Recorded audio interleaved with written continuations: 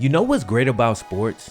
They can build bridges across race, culture, and even countries. They can cause a kid from Ohio to put a Cajun spelling on the back of his jersey, or have a middle-aged coach cut loose one time, all just to bond with his players. In today's story, football allowed a kid from South Korea to make friends in a brand new country. It allowed him to earn a scholarship and attend college, to get a viral internet clip and gain notoriety. And best of all, it allowed him to make a living kicking a ball that he'd never even seen until he was 12 years old. This is what happened to Atlanta Falcons kicker, Younghoe Koo. Cue the way.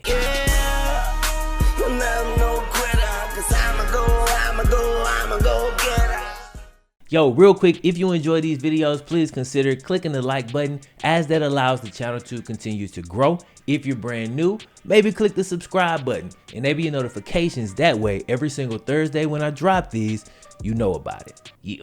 Younghoe Koo was born in Seoul, South Korea, August 3rd, 1994. His dad was a professor at Seoul University and his mom was an aspiring nurse. During his time in Korea, Younghoe played every single sport available to him, which was basically soccer, baseball, and basketball. No American football to be heard of, but he honed his kicking skills playing soccer. Younghoe actually had a natural ability to kick the ball. A little bit later in this story, you'll see how it eventually gets him all the way into a professional kicking job. But when he was a kid, his ability allowed him to win several regional kicking competitions. When he was 4th grade, his mom moved to America to achieve her dream of becoming a nurse. 2 years later, when she got on her feet, she brought Younghoe over to live with her in the States. When Younghoe was 6th grade, he came over to Ridgewood, New Jersey. He wasn't able to speak any English, so as you might imagine, life was pretty tough at first. If you ever been a new kid, you know it can be tough to make friends as it is. Now imagine speaking a completely different language.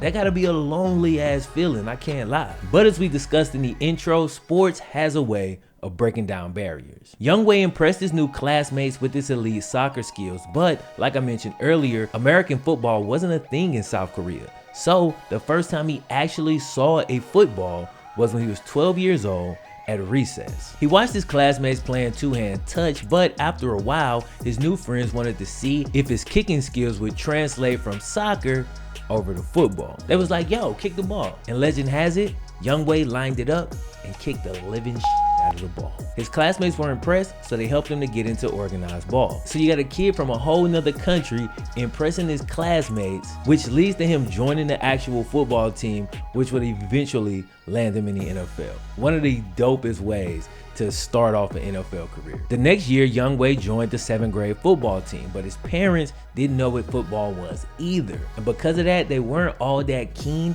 on Younghoe joining the squad. The middle school coach had to go to them and really break down and explain, first off, what the game was and what it could eventually do for their son. At first, he wanted to play soccer, but soccer and football overlap, so he had to pick one or the other. That's when his middle school coach stepped in and let him know that, hey man, you can get a college scholarship kicking this football. Now look, I don't know if Younghoe actually understood that he could also get a scholarship playing soccer, but I'm pretty sure his middle school coach left that out. Little bit of a grimy move, but you know, it worked out this time. Younghoe played all the way through high school, moving up to varsity his freshman year. He was adjusting to American life, but he realized that learning the English language was just the beginning. Adapting to the actual culture was the hardest part. Still, football continued to help him bridge that gap, and it drastically improved his high school experience. And check it out, bro, it's something that y'all gotta know about Younghoe. This is not your average kicker. Check this out. Younghoe Koo was actually named MVP of his high school team following his senior season. He stood at 5'10", 195 and recorded 6 interceptions from the cornerback position. He was also the team's best wide receiver, according to his high school coach, Chuck Johnson. But his ability on defense and offense were not what got college coaches excited. It was his amazing leg, as Younghoe earned scholarship offers from James Madison and Georgia Southern. When it came to choosing a college, it all came down to the visit. Younghoe said that Georgia Southern made him feel right at home and made his decision easy. His parents loved the visit too. Coach Jeff Monken went the extra mile to really sell them, as he personally showed up to one of Younghoe's high school games to offer him a scholarship in person. Sounds like the coach had been spending all of his points on his recruiting tree. I see you, coach. That's how you do it. It's funny because the rest of Younghoe's college days play out very similar to an NCAA 14 dynasty as well. Check it out. During his freshman year, Georgia Southern made a stunning upset, maybe the biggest of their entire college history, when they upset the Florida Gators. A game in which Younghoe himself actually didn't play great. He blew 2 extra points in that game, but still was able to come out on top thanks in part to 49ers starting running back Matt Breida. Yeah, 2 future NFL starters on this FCS team, not the FCS squad that you want to schedule.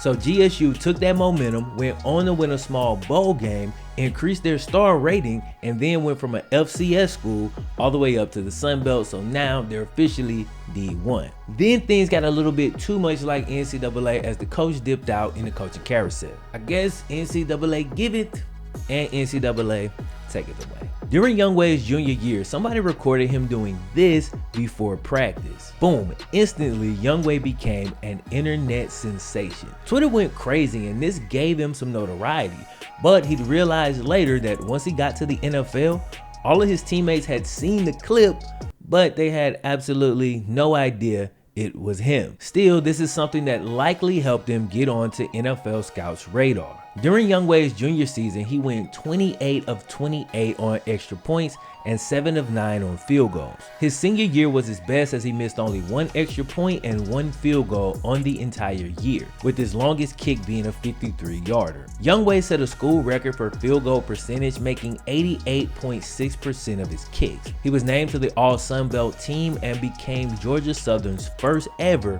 All-American. He was also a finalist for the Lou Groza Award and would have likely won in any other year, but he ended up being the runner-up to Zane Gonzalez, the kicker who broke the NCAA career field goals made record. Younghoe went undrafted in the 2014 draft, but he was picked up by the Chargers shortly after. This would make him just the 4th Korean in history to make it to the NFL, with the most notable being former Steeler Hines Ward. He got the Chargers camp and was beasting out and took the job from Josh Lambo, who now kicks for the Jags. And it only took him that one camp to be named the opening day starter for the Chargers. Dude had been riding a cloud of momentum for a while, but this is where things took a turn for the worse. See, opening night, he thought he hit a game-winning field goal, but the opposing team actually called a timeout in order to ice the kicker. The next attempt ended up getting blocked, and the Chargers lost. Now check it out, this isn't really Younghoe's fault. I mean, the line got absolutely run through and the kick got blocked, but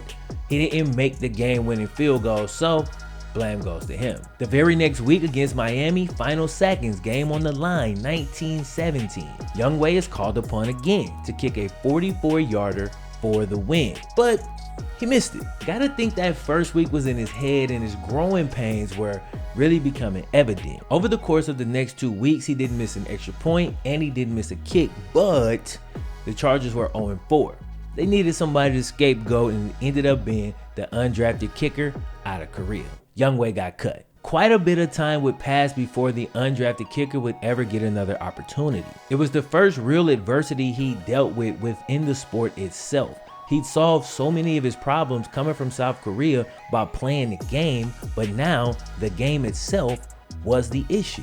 Younghoe decided to stay in California. Somehow he got in contact with legendary kicker John Carney, who kicked in the NFL from 1988 to 2010. They worked out together and Younghoe started to put some polish on his natural kicking ability. Bro, it took a full year and a half before Younghoe's next opportunity would come, and it came in the form of the AAF. Younghoe signed with the Atlanta Legends and made every single field goal that he kicked in the AAF.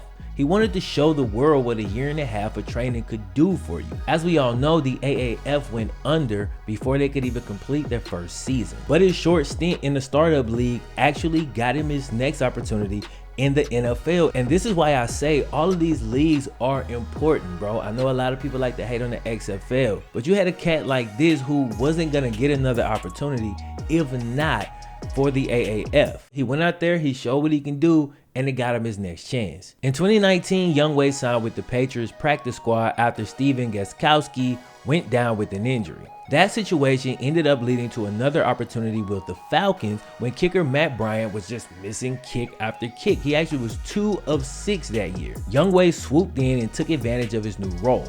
First game this year, he played against the New Orleans Saints and out the gate nailed all 4 of his field goals and a 48-yard bomb. He also hit all his extra points and earned NFC Special Teams Player of the Week. Later in that same season, he really put his trick shot skills on display. He successfully kicked 3 onside kicks in a row and his team recovered them all. That is an NFL record and it's a skill set that should see him having an NFL job for a very long time. The following week against Carolina, he made 4 field goals, including a 50-yard bomb, and converted all his extra points, which earned him another NFC Special Team Player of the Week. And if you picked him up as your kicker in fantasy football, he no doubt won you a couple of games this past season. Younghoe Koo never gave up on his dream and he adapted to every single test that was put in front of him. And I know football is just a game, but it's crazy to think how this man's life could have turned out had he never been introduced to the pigskin. My name is FlemLo Raps. I'm out at you next time, fellas. 1. Yeah, you'll never know quitter, 'cause I'ma go get her.